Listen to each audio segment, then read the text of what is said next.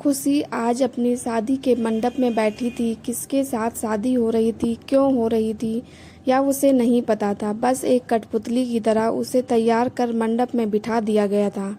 चारों तरफ चहल पहल थी, हर कोई खुश था, पर खुशी के चेहरे पर एक अजीब सी उदासी थी। उसकी आंखों में हवन की आग के अलावा कुछ और नहीं था। मानो वह जानती थी कि यह शादी उसकी जिंदगी में किसी स्वर्ग का दरवाजा नहीं खोलने वाली, बल्कि उसे एक और बंदिश में बांधने जा रही थी। वहीं उसी घर के एक कमरे में उसकी चचेरी बहन गुस्से में सामान इधर उधर फेंक रही थी। उससे कैसे शादी कर सकते हैं, या तो मेरा होना चाहिए था, उसने गुस्से में कहा। पिता ने उसे शांत करते हुए कहा, तुम नहीं समझोगी। जिस लड़के से उसकी शादी हो रही है वह आदमी नहीं, हैवान है। मैंने जानबूझकर ये फैसला किया ताकि वह कभी खुश ना रह सके। तभी बाहर से बारात आने की आवाज़ सुनाई दी। सबकी नज़रें दूल्हे पर टिकी हुई थी। यह कोई और नहीं बल्कि एशिया का सबसे युवा और धनी बिजनेसमैन रजत सिंघानिया था। दिखने में स्मार्ट, लेकिन उसकी ख्याति से ज़्यादा उसकी बदनामी के किस्से लोगों के बीच चर्चा का विषय थे। रजत अकेला ही बारात लेकर आया था। इस पर जब एक रिश्तेदार ने पूछा, आप अकेले क्यों आए हैं, तो रजत ने बेपरवाही से जवाब दिया, शादी मुझे करनी है, परिवार को नहीं। यह सुनकर वहां मौजूद सभी लोग चुप हो गए। अंदर खुशी एक कुर्सी पर बैठी थी, भाव शून्य, जैसे अपने आसपास की किसी भी हलचल से अनजान हूँ।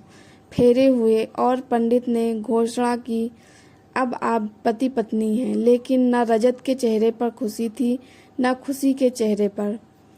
शादी के बाद रजत और खुशी दोनों अपने नए घर में पहुंचे। यह एक भव्य बंगला था, लेकिन खुशी के लिए यह किसी अजनबी जगह से कम नहीं था। गाड़ी से बाहर निकलने में भी खुशी हिचकिचा रही थी। रजत के गुस्से से भरे चेहरे को देख उसका नौकर जॉली खुशी को बाहर लेकर आया। जॉली ने खुशी को घर के नियम समझाते हुए कहा, आपको सुबह 8 बजे नाश्ते की टेबल पर होना होगा। लेट हुई तो नाश्ता नहीं मिलेगा। दोपहर का खाना आपके कमरे में भेज दिया जाएगा और रात का खाना 10 बजे डाइनिंग टेबल पर खाया जाएगा। उस समय रजत सर थके होते हैं, तो आपको उनसे कोई बात नहीं करनी चाहिए। खुशी ने चुपचाप सब सुन लिया। घर के अंदर कदम रखते हुए उसे यह एहसास हुआ कि यहाँ न किसी से बात हो सकती है, न ही कोई उसकी परवाह करने वाला है। जॉली ने उसे बताया कि घर में रजत के अलावा केवल एक वृद्ध व्यक्ति रहते हैं, जो हमेशा अपने कमरे में बंद रहते हैं। खुशी के लिए यह घर किसी जेल से कम नहीं था। आलीशान फर्नीचर, भव्य कमरे और सुंदर लॉन सब बेकार थे, क्योंकि उसकी ज़िंदगी में कोई रंग नहीं था। पिछले 10 सालों से उसने अपने आंसुओं को बहाते बहाते ख़त्म कर दिया था।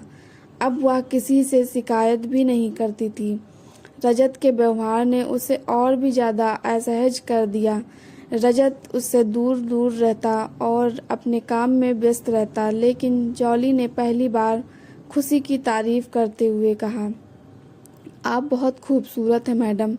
यह सुनकर खुशी को कुछ पल के लिए अच्छा महसूस हुआ, क्योंकि उसके जीवन में यह पहला मौका था जब किसी ने उसकी तारीफ की थी। यह रिश्ता अजनबी और ठंडा था। रजत ने खुशी को स्पष्ट कर दिया था कि यहाँ गलती की कोई जगह नहीं है। खुशी के लिए यह सब सहना मुश्किल था, लेकिन उसने खुद को परिस्थितियों के अनुसार ढाल लिया। क्या यह रिश्ता कभी प्यार का रूप ले पाएगा? क्या खुशी अपनी खोई हुई मुस्कान वापस पा सकेगी? यह तो वक्त ही बताएगा। लेकिन फिलहाल यह शादी केवल जिम्मेदारी और समझौते का मेल थी।